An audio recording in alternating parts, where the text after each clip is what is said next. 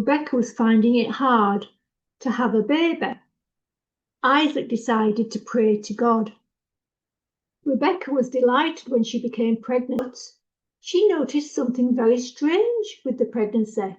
It was as though the babies, and there were two of them, were fighting. God told her that the two children fighting inside her would, to begin with, grow up as enemies.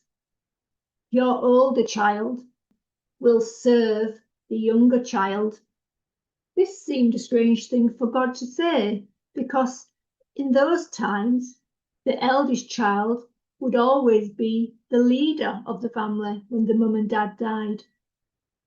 The elder child being the boss was called having the eldest child's birthright, and they would get a double portion of the inheritance compared to their younger brothers.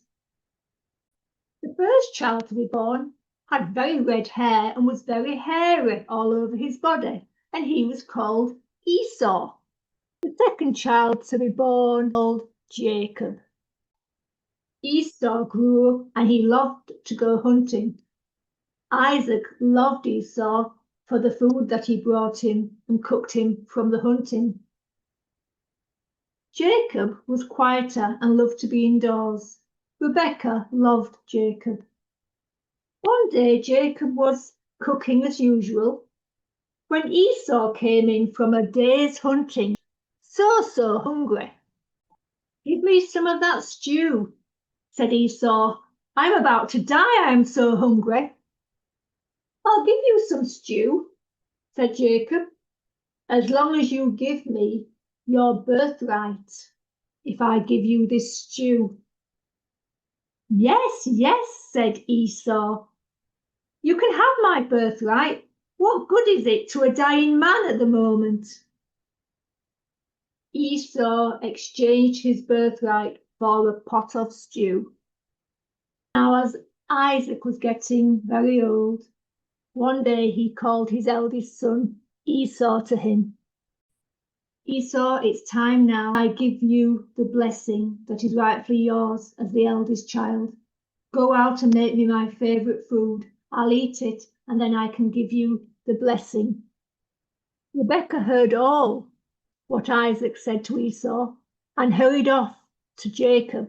"Now, Jacob, go out and get 2 goats so that I may make your father a delicious meal that you can take to him so that you get the blessing instead of Esau."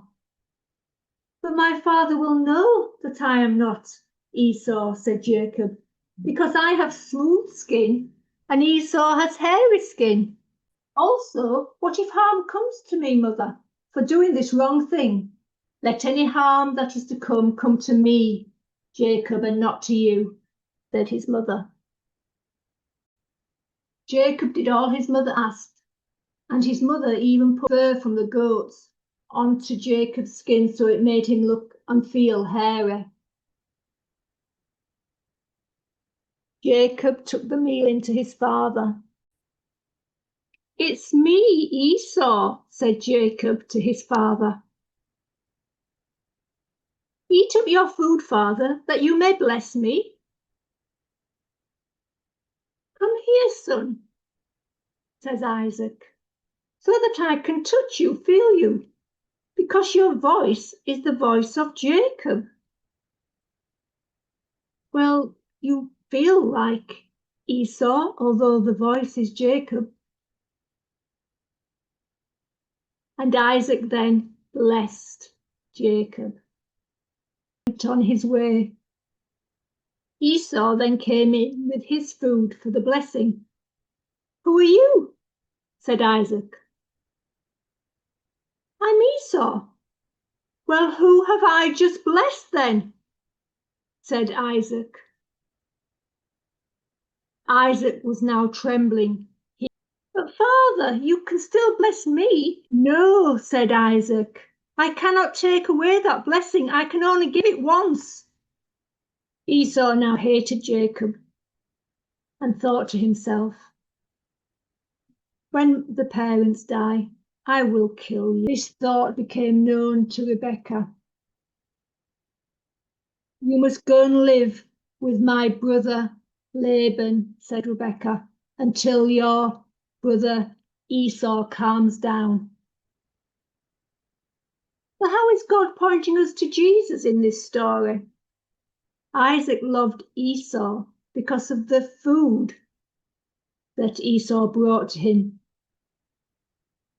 But with Jacob, the one who was blessed, we hear that Rebekah simply loved Jacob. We don't have to do anything for Jesus to love us. Nothing in my hand I bring, simply to the cross where Jesus died, took our sins. I cling.